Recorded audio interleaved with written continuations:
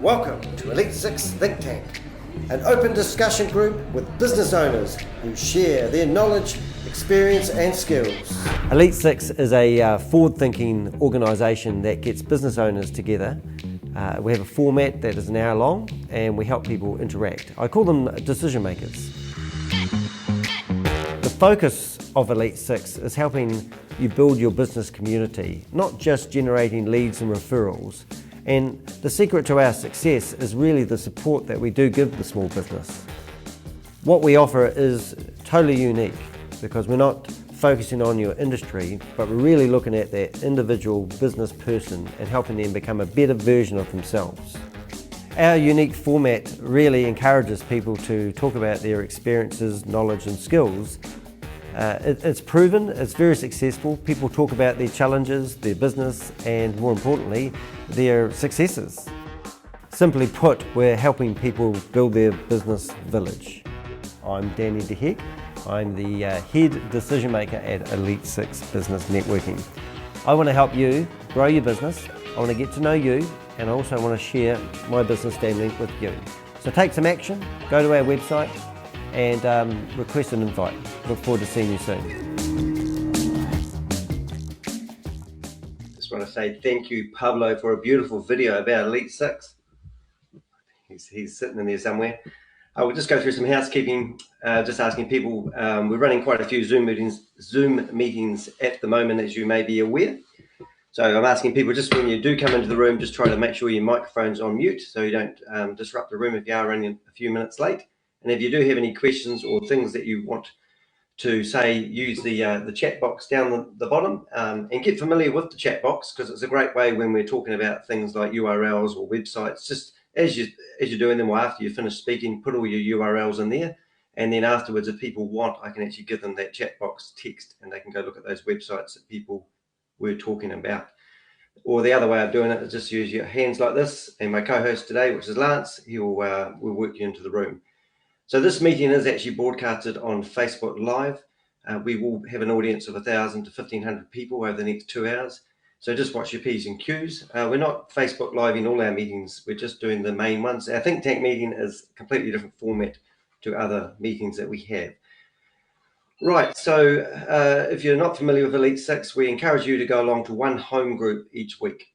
So that means that pick a time and not a location on your computer, and make sure you can be there every week. And the other Zoom meetings we have, you're welcome to attend, but just the deal is we ask you to try to make one group regularly, kind of like a religion, maybe a cult, something like that. It's good. So if you're wondering about Elite 6, we have 2 membership plans available. The first membership plan is called our multi-membership plan, and that gives you the full array of Elite 6. You have a membership profile, access to all the virtual meetings. We run workshops weekly that you can attend. I've got one for you today at 11:30. And also we'll publish your blogs and broadcast them around our social media. And the other one, what we're doing when we're after lockdown, is because we've had to restructure Elite 6 from the ground up, we'll be running social events. So I've got a couple of really good ideas of doing a weekly social get-together face-to-face where you can cough over each other. And that is, one of them at the moment is we're going to have a regular meeting at Gina's co-working, and then maybe go out for lunch afterwards, and that's one we'll be starting as soon as able. So both the virtual membership plan is basically for people who can't get to the social side of Elite 6, and so we have 3 new members from Auckland, and we have one who's just joined us from Dunedin, which is lovely. So I've been doing this for 8 years. I really believe that you need to apply the next 5 things if you're going to get involved in business networking. So when you're in the meetings, really listen to each other speaking, share your experience, your knowledge and your skills with each other. Each person in business has a toolkit, and here you come and share your tools and help each other in business. We really are about helping, supporting businesses. So we're here to build relationships, and as I've said many times before, you can have a relationship with anyone. I had a relationship with a policeman that was about to give me a ticket because I was on my cell phone once. Formed a bit of a friendship with him, and then he decided to let me off the ticket. Naughty me. However, my point is that building friendships takes a little bit longer. And when you have friendships and people in business, it really you'll see synergies, and you'll see people working together in other ways rather than just generating referrals and leads. But if you do get a referral or a lead from anyone in Elite 6, just make sure that you look after it. and make sure it's a quality recommendation. We're not a lead generating company. It's not what we do, but we do help each other in business, and everyone likes business coming in their front door. So if you want this to work for you, don't turn up once a month or even once a week and think I tried business networking and it didn't work for me. You really got to have a point of putting it in your diary and coming along weekly. So I ask people to come along weekly, collaborate together, and feel free to invite anyone along. So right now, we'd love to get some new members. If you went to Elite Six's website, you will see request an invite. And if you get your friends to fill out that, I'll take over and I'll correspond with them and make sure they're a right fit for Elite Six Business Networking. And I always say, bring a smile, which we've all got faces, so we can use a smile, a bit of sense of humor. We're not too rigid here. And a little bit of love. And that means that you look out for each other. It's not a dating agency. It has happened. My partner's in the window there, but I did not meet her through Elite Six. She's smiling. Good. 2 new blogs. If you're looking for some help in your business, 2 of our members, well, we've actually got 3 of our members, but Matt hasn't given me a blog about how the process works, but there is funding available. I just received a $1,500 funding for some expertise, and I've actually hired one of our members to help me, and that's Matt. But we've got Julia, and we've also got Dorian from PK Goldsmith and Fox, and they can actually help you in business. So it's 100% funded. Some of the schemes are 50-50. So if you want some help and you want some funding, ask me and I'll point you in the right direction, or check out the blogs on our website. After the meeting today, if you want to learn more about LinkedIn, I'm running a workshop. It's part 2 of a 3-part workshop, but you can jump in. I'm sure you'll learn some stuff. So that's complimentary to anyone in the room, and that's part of my experience, knowledge, and skills I'm sharing with you. So what I'm going to do now, I'm going to ask Clinton to introduce Matt Knight, who's our guest speaker today, and he's going to, we'll give Matt the floor for about 10 minutes, but it'll be a question and answer. So if you could spotlight Clinton first for us, Lance, that would be great, and I'll take this off so we can see that screen. So hopefully that worked well. Boom. Thanks, Danny. Sorry, Danny, if you can do the co-host bit, please. Sure. I'll just spotlight Clint. There you go, Clint, the floor is yours. Wow. Good looking bloke. Thanks. Thanks for that, Danny. Yeah, I'd like to introduce both Jer and myself. Have dealt with Matt. Matt is the founder of Shared Space. He was also a very early adopter of co-working back in 2011, a place called The Loft. So he's got some, quite a array of experience around what's happening in the commercial real estate sector and in the shared space area. So I guess without sort of going on too much, I'd like to introduce Matt Knight from Shared Space. Great. Hey, thanks, Clinton and Danny. Really appreciate the opportunity to chat with you guys today. Bit of background about myself and Shared Space. Started the company around 9 years ago. It was actually an idea born out of the last GFC.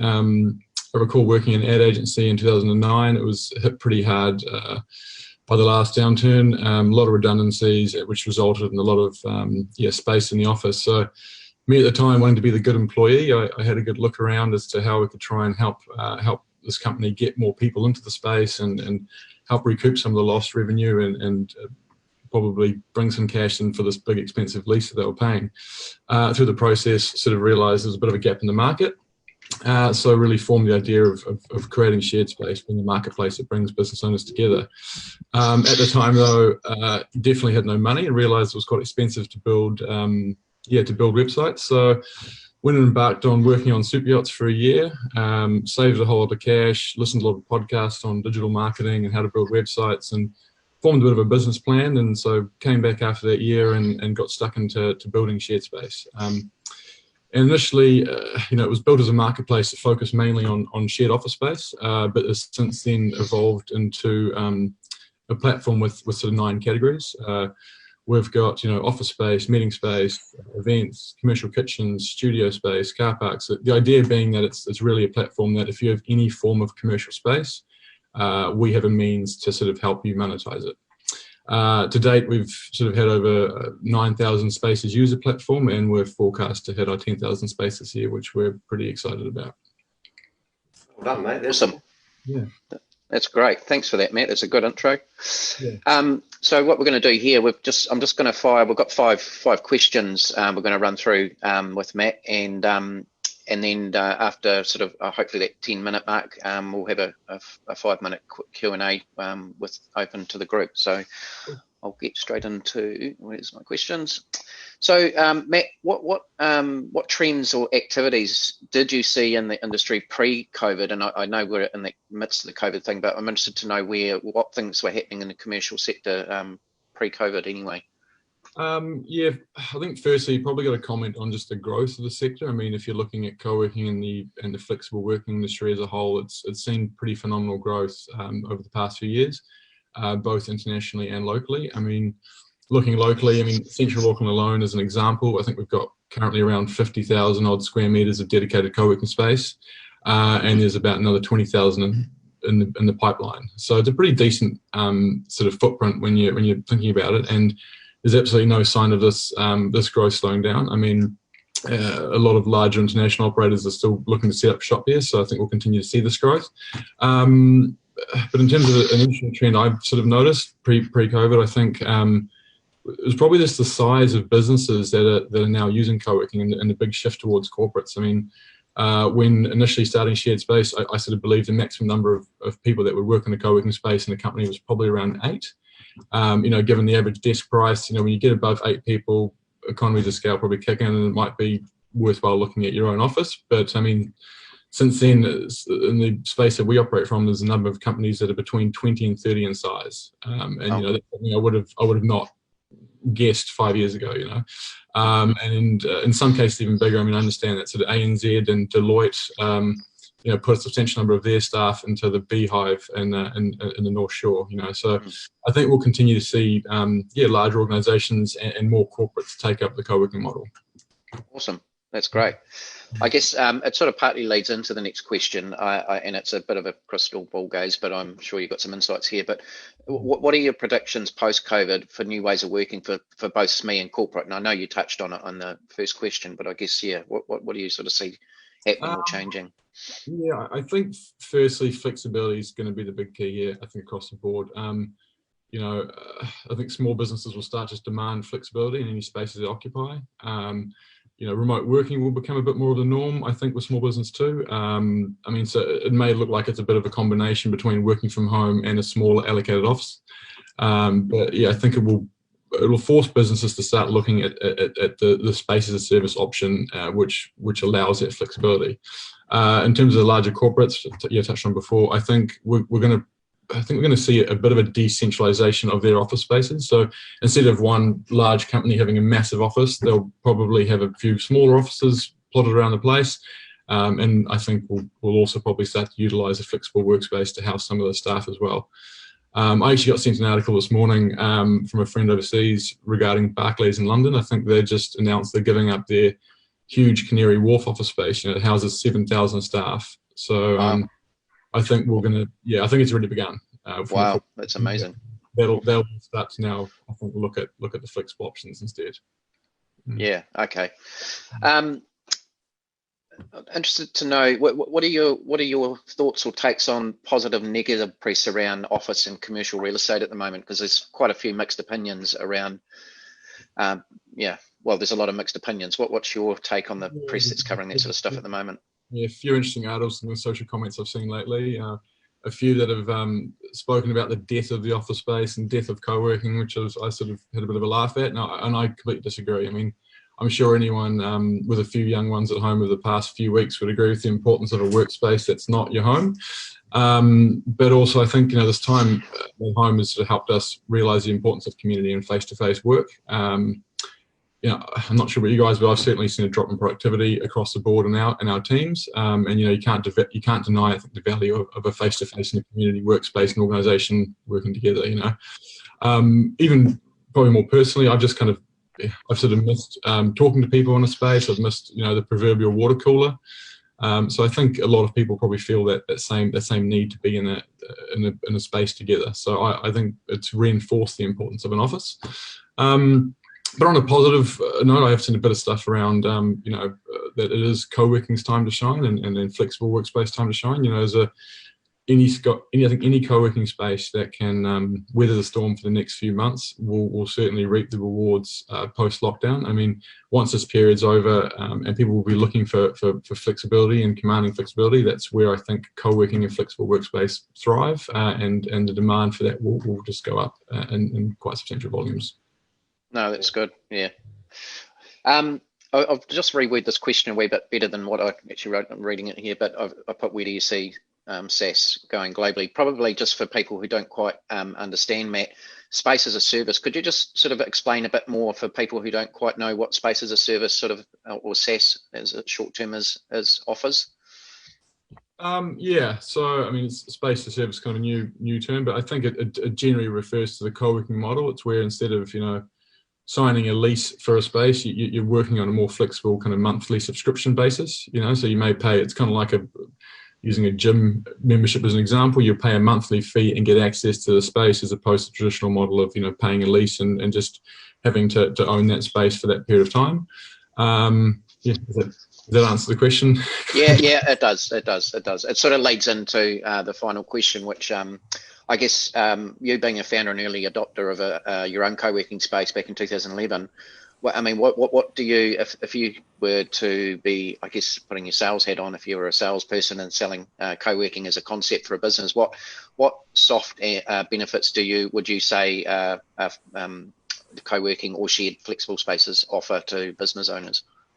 Okay, yeah, well, the obvious benefits, I think, are going to be your flexibility and affordability. I mean, particularly in uncertain times, you can't argue the benefits of co-working and that side of things. However, the one that I've always focused on, the one that I've always sort of driven home to people is really is probably the value of the community. Being in the right space with the right like-minded businesses can lead to opportunities, I think, that far outweigh any cost savings or flexibilities. I mean, for me personally, I actually found two of my own business partners in the co-working space that I used to run. Just from sitting next to them for a year, having chatted, we got along, and a bit of magic happened. And I think that wouldn't have happened if we were working from home. So I'd argue, the biggest benefit for me is really the power of the connections and the referrals you get from working in a space like that. Yeah, that's a great answer.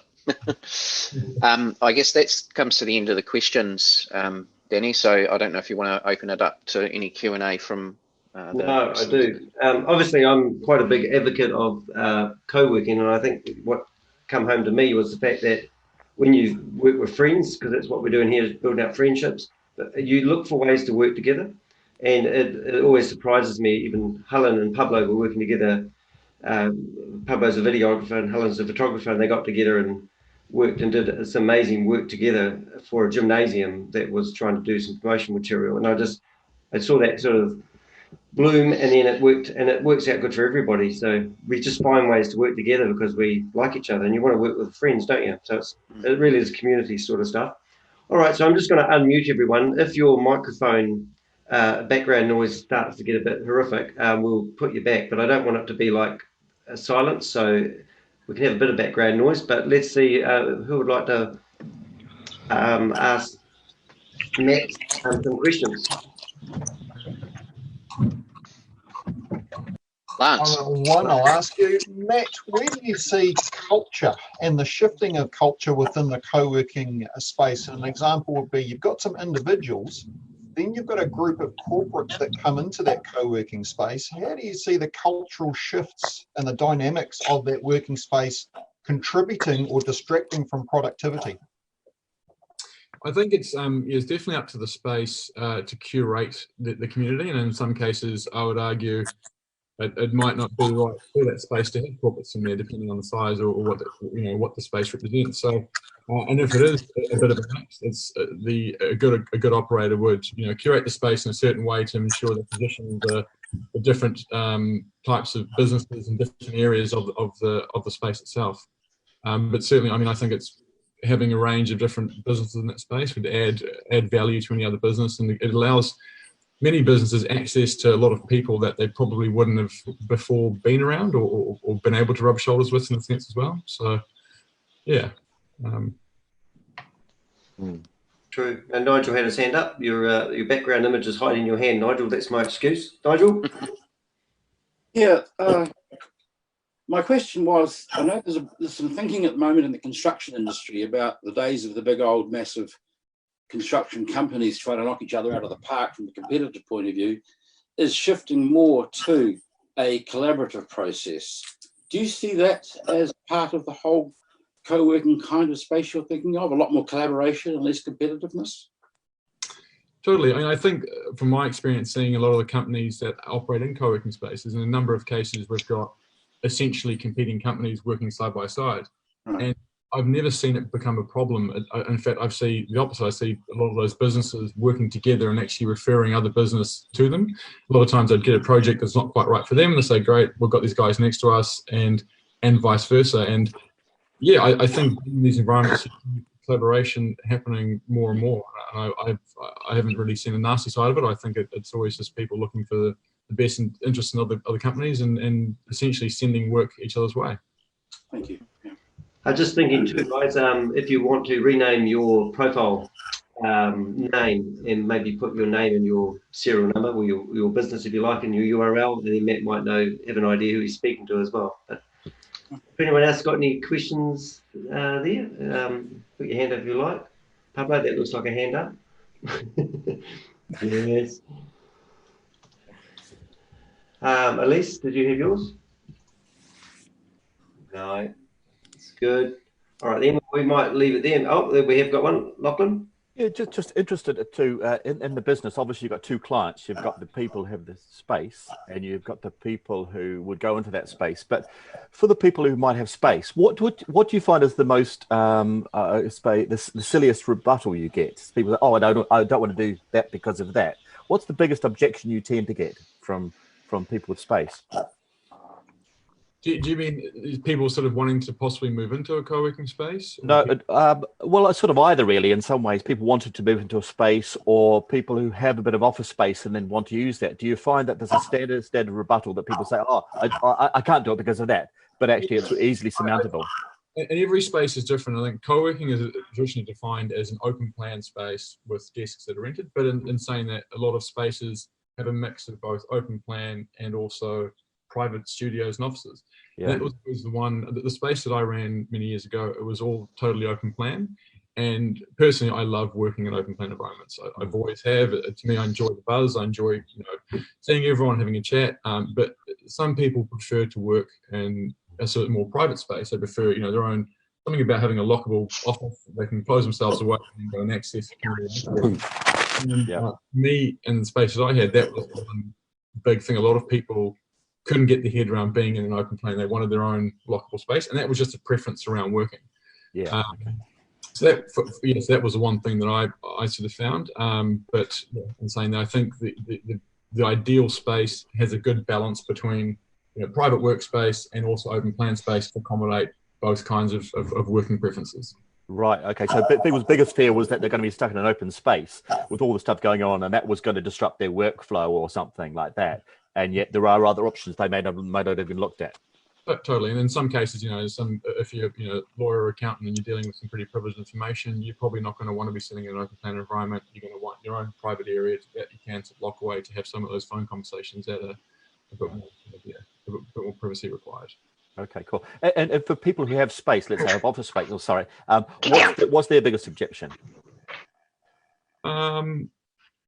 Yeah, probably the same. Some of it can be around privacy, and so just to ensure that it's been set up in a way where people are sort of comfortable with the information that's being spread, and there's just a bit of privacy where it's required. Okay, all right, thank you. Helen. Yeah, Matt, I'd be interested to know if smaller towns are embracing shared spaces, or is it just the big cities? Oh, definitely. We've got listings all over the country. I think we've had actually 2 in the last month have opened up in Whangamata. We had a listing in Westport last year. I didn't even know where Westport was. We can work in Westport. Woo! Yes, certainly. I mean, I think in the last while, the amount of dedicated co-working space to open up is certainly on the rise, and a lot of places which I just thought probably don't have the population to sustain it. They are now they have spaces available. So yeah, yes, it is definitely a national spread of co-working spaces. Well, really appreciate you coming along today, mate. That's absolutely brilliant. I really value your time.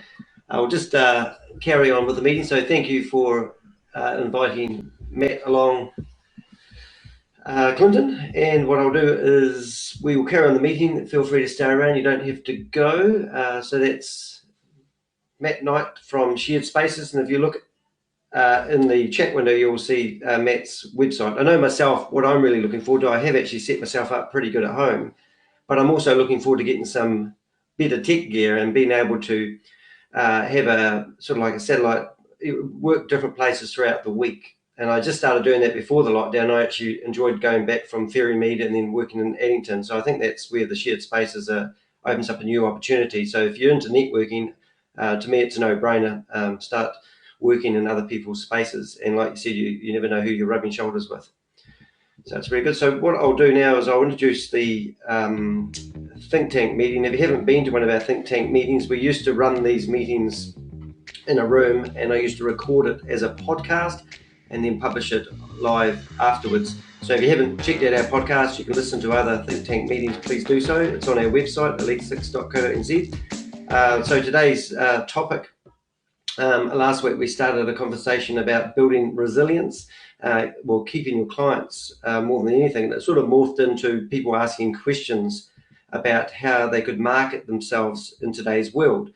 So that's basically our topic. I did try using a mind map to keep notes. Today it's just going to be, if you want to go back and listen to the meeting, you will be able to do it on our Facebook Live or YouTube later on, or you can tune into our podcast and glean the ideas that people say. So this is an open discussion.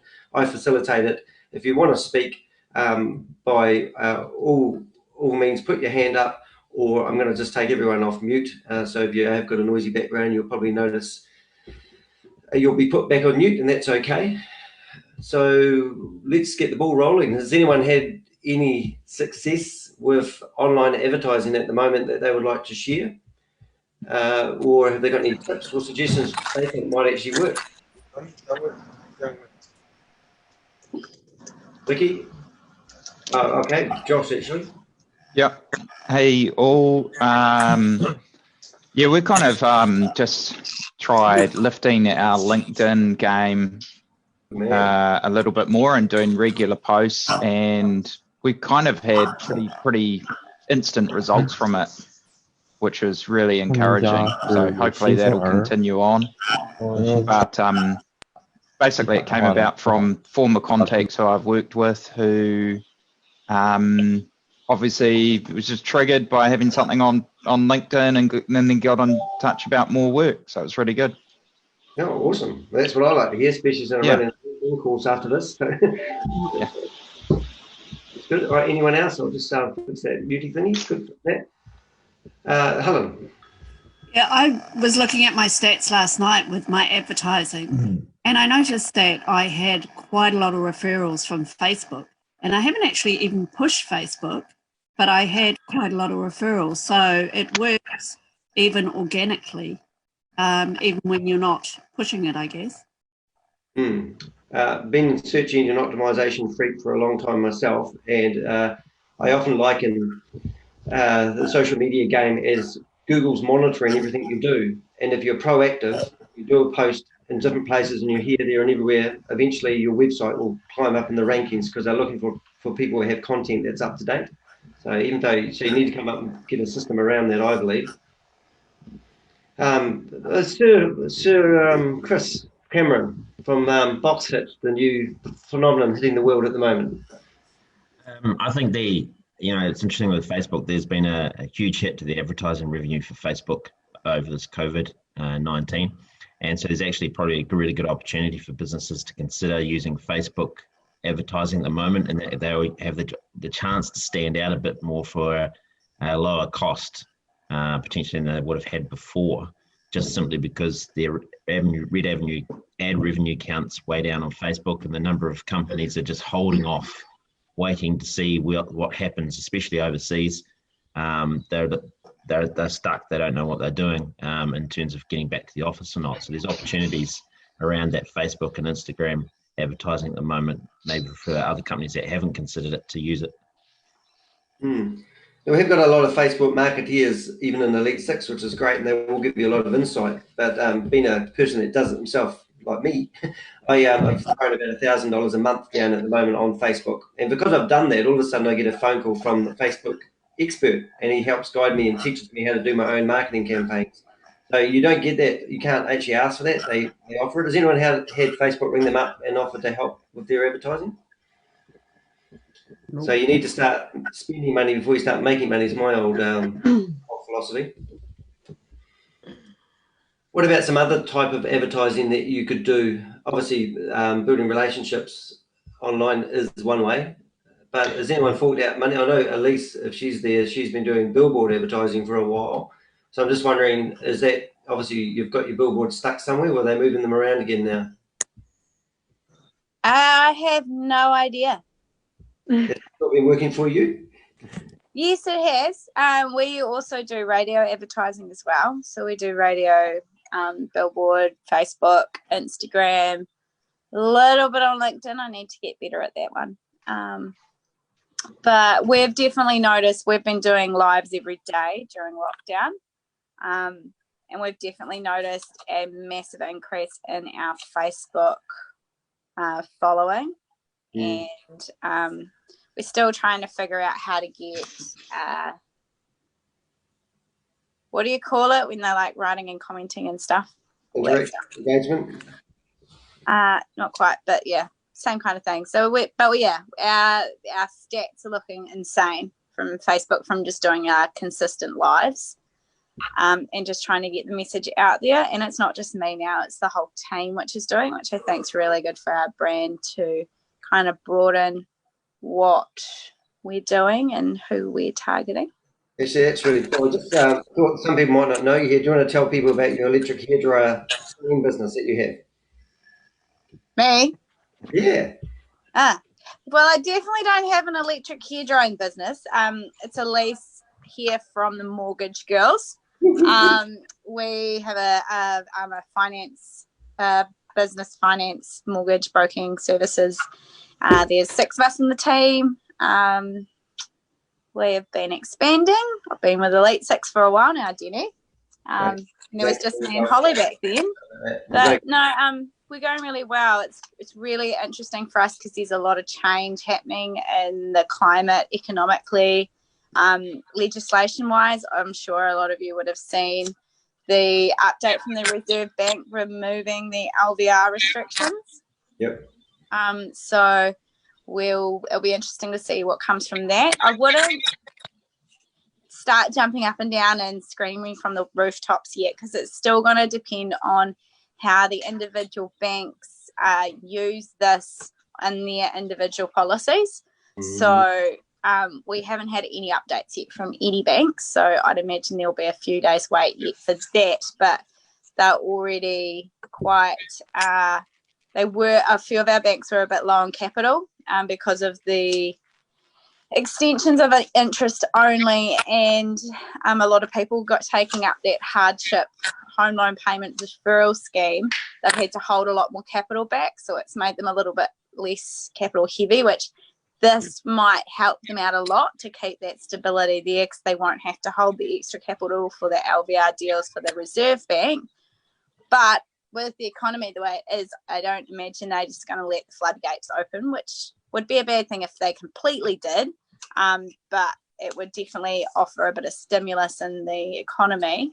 But hopefully there'll just be some relief that happens over the next days, weeks, months, which is going to make it a bit easier for some people to lend. So, all right, so just keeping on topic there with the what we're actually doing is looking for ways to advertising, marketing our businesses. Has anyone tried actually doing any advertising that has not worked again, or any success? I know one thing I know a lot of people have websites, and I asked them this question: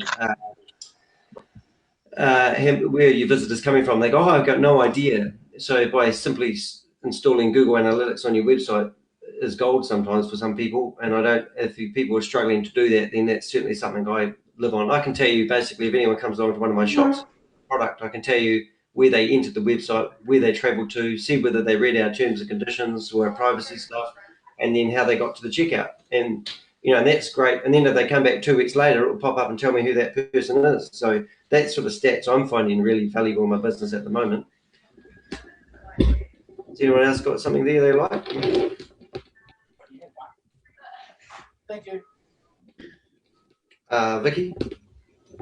Yeah, I'm just finding that in the tourism business, we don't know how that is going to end up, when it is going to kick off again. We've got international, we've got domestic. We don't know. I'm kind of targeting at New Zealand for New Zealand skiing, snowboarding, and the snow bikes. So for the winter, but then we don't know if the mountains are going to open. So there's a whole lot of unknowns. So we're pushing it out there and offering packages. Airbnb is,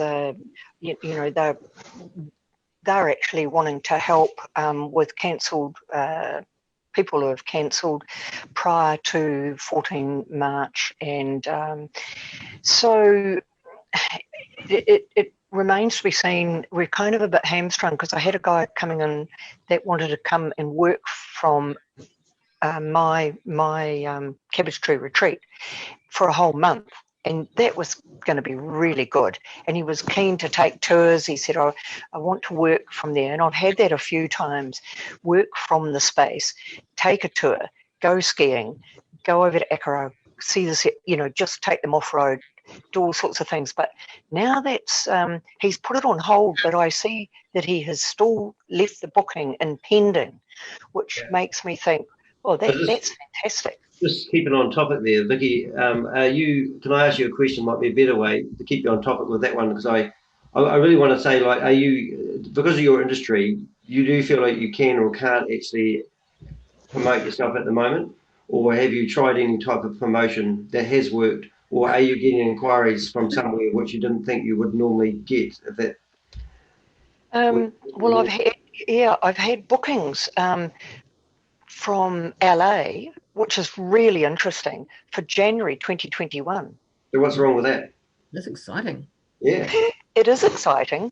Wouldn't you want to book those people in and then have a system around, you take the money or deposit, or have a really good refund policy so they know that for unforeseen circumstances? Well, they're already booked in. Yeah. And I do have my refund policy is absolutely, they'll get a refund because things change in people's lives. I want to make it easy for people to book. I don't really mind if people book for a week and then say, oh, hell, Auntie so-and-so's had a stroke. I can't do it. Yeah. Then I'm more than happy to refund money. That's absolutely not a problem. Things happen in life. We'll just keep moving around, Vicky, if you don't mind, so we can get the room of people talking. Sure. But we just try to stay on topic if we can, people, so that'd be cool, because it really is about looking for ways to advertise ourselves. Mark, you've got your hand up. Let's go for you. No, I haven't. You have. I can see your hands up.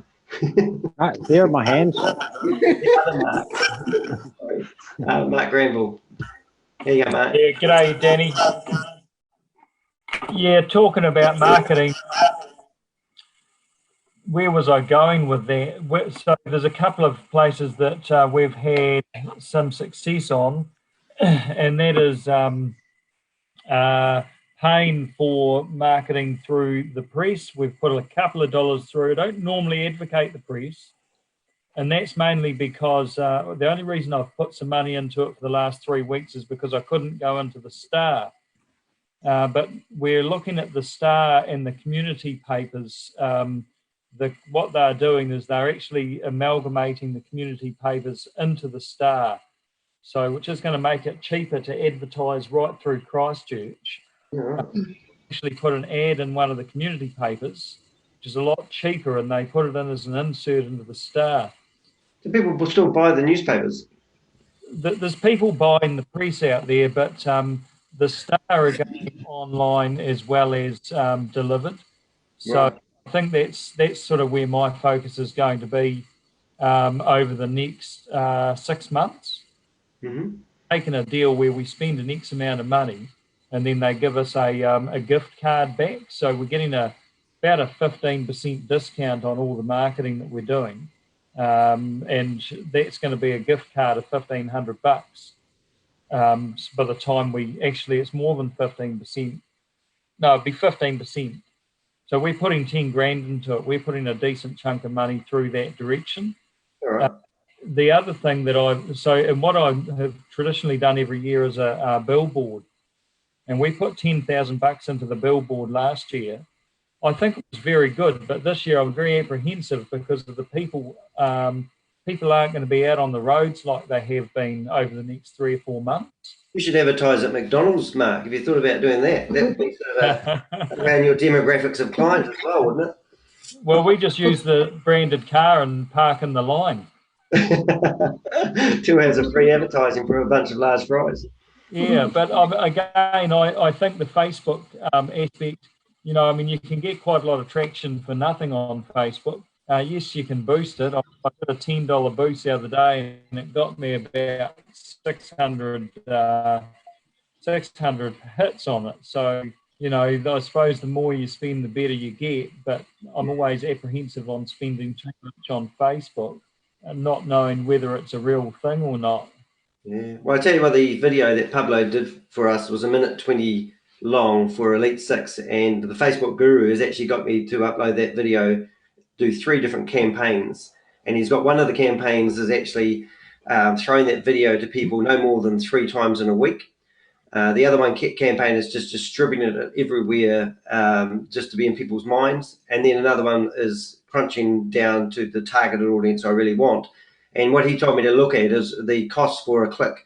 And he said what you can get that down to at the moment, I'm paying 50 cents a click, which might sound a lot, but if you do Google advertising, that's quite cheap. And he said that we want to get that down to 9 cents a click. So he's encouraging me to keep spending my $1,000 a month for probably 2 or 3 months, and then my campaign costs will come down a lot. But I was just quite intrigued that he's actually set me up 3 different types of campaigns. So he said a video is something that gets more traction, and I've always just done pictures and clever words, and less words the better. Chris, you got your hand up there?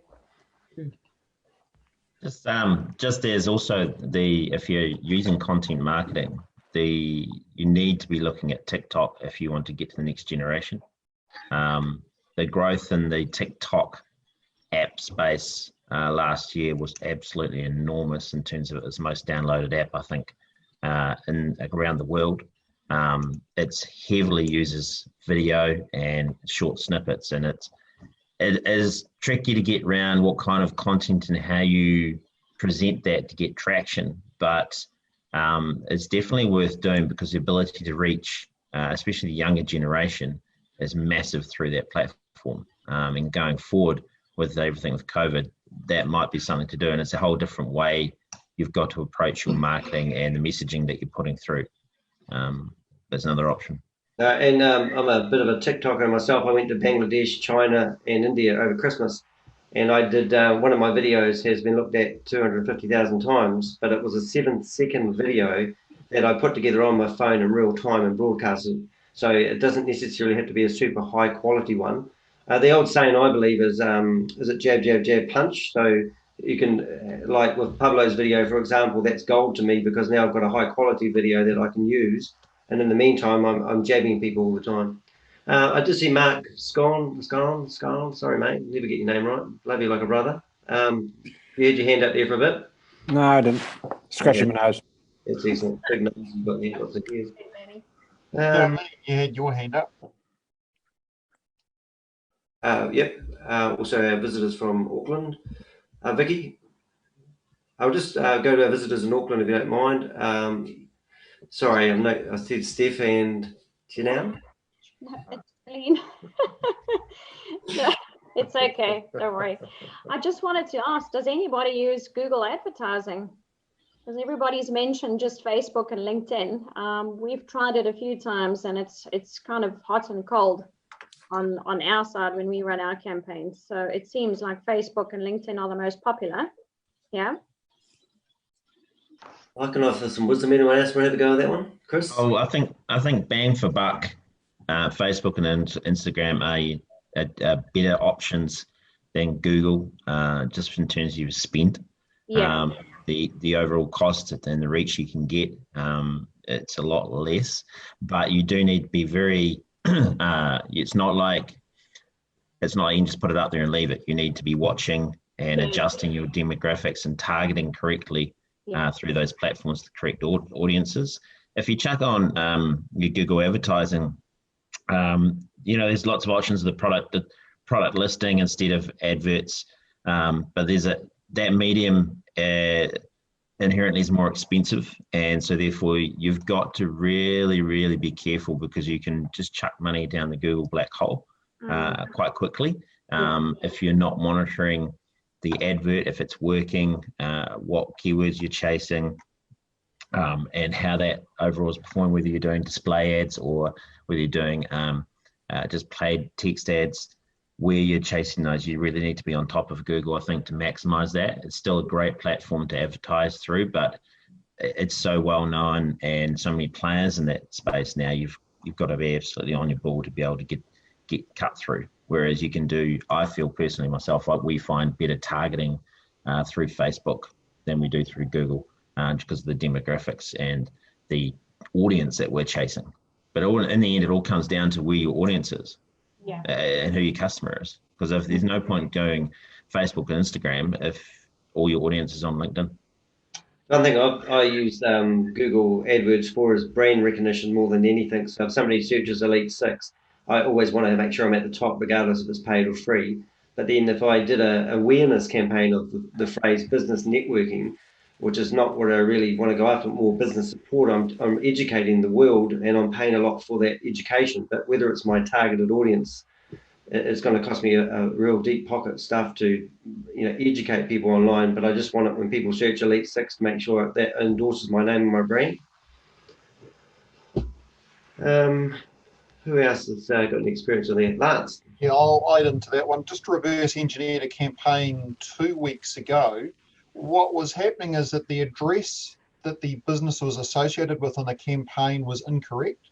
So it was a case of having to remedy that. But what it ended up doing was hijacking the response of the business where the address was correct. So you can actually use it for a bit of a false negative in some respects. It's very powerful if you've got the right person who knows the industry. And that just goes back to what Chris was saying.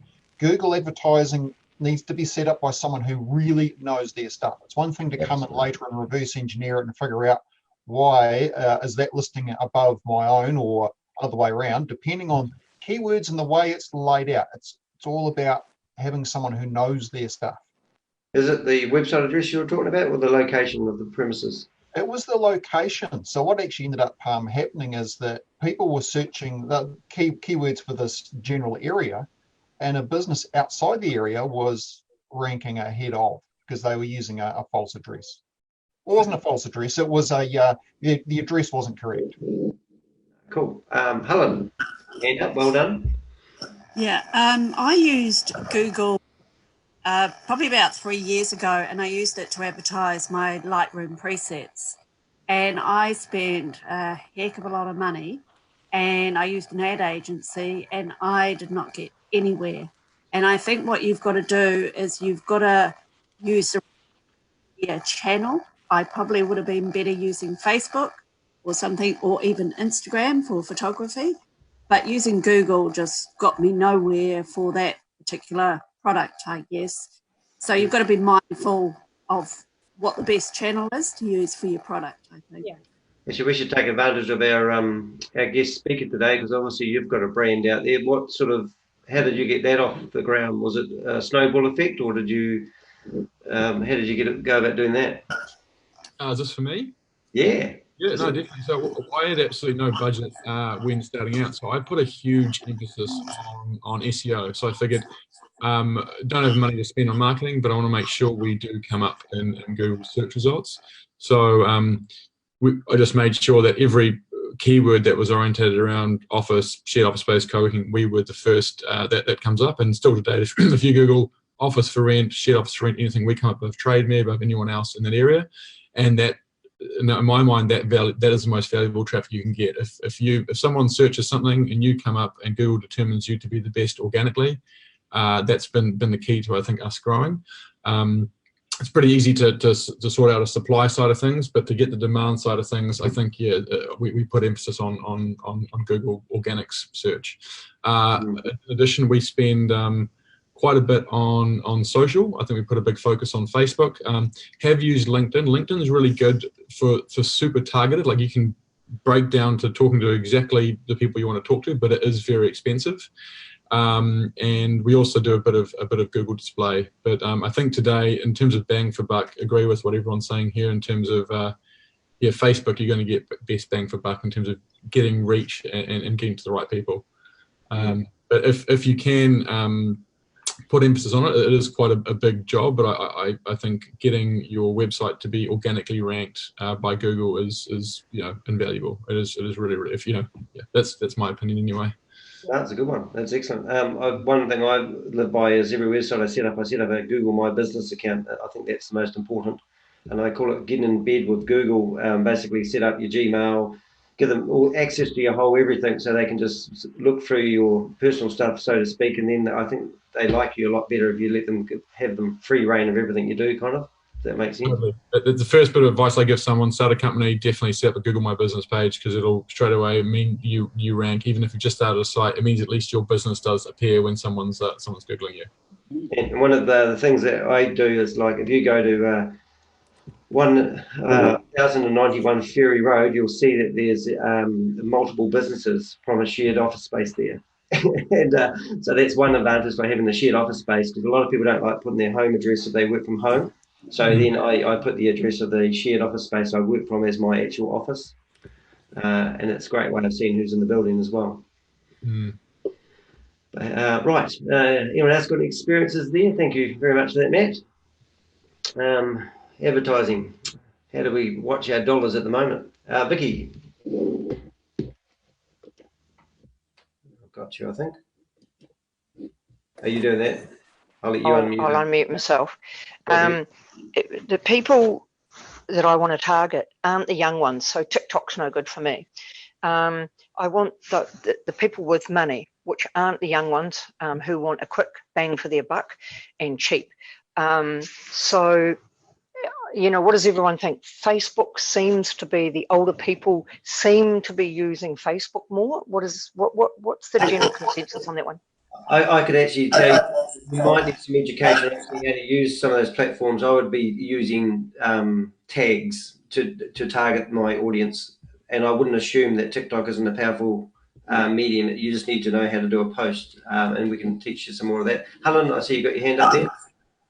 Yeah, Vicky, I would definitely look at Facebook, because you can nail down and you can get the age group that you want, because once you go into it, you can decide what age group to target, and you can target what their interests are, where they visit, blah, blah, blah. So Facebook would be really powerful for you.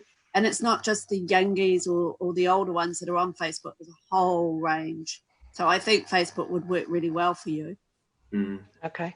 Yeah, I'm using Instagram, Facebook, but I didn't want to do a whole lot of advertising over the lockdown period, because I didn't want to look like, because I've got tons of photos where I was still taking tours in the end of February. So I didn't kind of want it to look like that I was flagrant and just still taking tours and everyone else's. So that's why but now I'm going to crank it up. Yeah, and Instagram for the photos definitely would work, because you've got pretty photos you can show off. But yeah, I understand you don't want to be showing all you traveling everywhere and we've got lockdowns. So yeah. Cool. Nigel. Thanks. Mr. Young. Just listening to this, I'm a little bit green to all this. I'm open to whatever anybody wants to suggest. But a lot of this sounds like a sort of business to public relationship, whereas I'm more business to business, sort of servicing the service industry type thinking. Does the Facebooks, etc., still apply to that kind of a market? Or what's the better alternative, if one? Let's have a go at answering that one. Obviously not. I would say, I'm kind of in a similar boat. Am I talking? Yeah. In doing like the business to business, I have been only using Facebook very little, and it has been working because people were still having on their Facebook profile where you are CEO of such and such, or whether you work for the company or you own that company. And when you're creating your ads, you can target that specific people. So you can target people that have on their profile that they are owners of a company or a business or whatever. So I'd say probably, but maybe LinkedIn could be really good too, because you can also go to straight to people, and then it does the whole connection and creating that conversation going. Thank you. Cool. Somebody else had their hand up there as well. Lachlan? Just saying, in my business, I mean, I'm a recruiter, but what I don't want is I don't want candidates I can't help coming. It's like people walk into a boat shop saying they want a truck, all the time. So that's one of my challenges, is not doing normal advertising. But I use LinkedIn quite a lot. But what I've been doing is actually building up a bit of content, and that does attract people. In fact, I got turned down for a recruitment role about 3 years ago by someone said, "Oh yes, we know we're an architectural firm, but we know you've done 15 years of recruitment in architecture, but you haven't got a social media profile." I thought, well, I'm a bit of a headhunter, so I don't really want a social media profile, but actually I sort of do. It's a funny old game. But certainly find LinkedIn goes to the decision makers. I can curate a good email to people, and that does have good effects. You have to make it personal though. It's really cool. Helen. I got it. Yeah, Lachlan, even just having a social media profile, you don't have to advertise on it as such, but just showing people that you're out there and you're in business and you're available, I guess.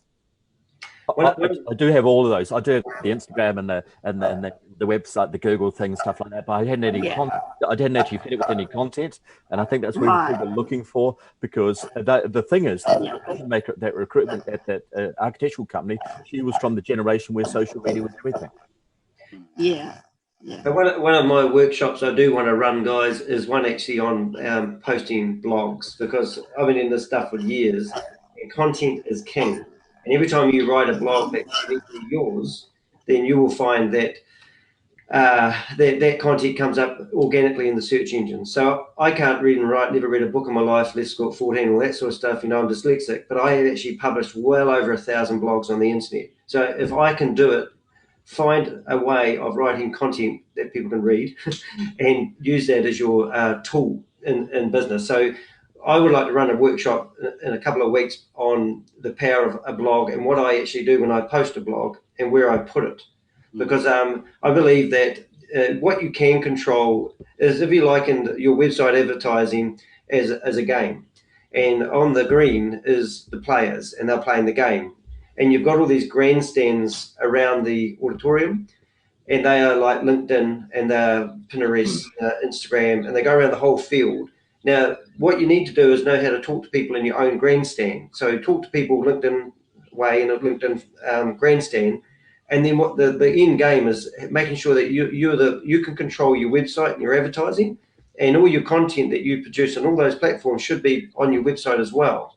And then after a while, people will actually show an interest in other people, engage with other people, and then they will be curious to find out who you are.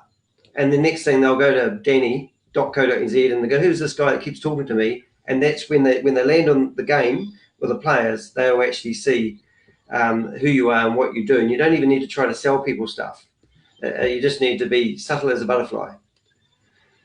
Hey, it's 10:30, guys, so that is actually the end of the think tank meeting as such. So don't feel you have to run away, but the time is up. But do go to our Facebook pages and do check out the live performance if you want to get the notes. If you do want the notes of the meeting that are in the chat box, flick me a message and I'll ping them back to you.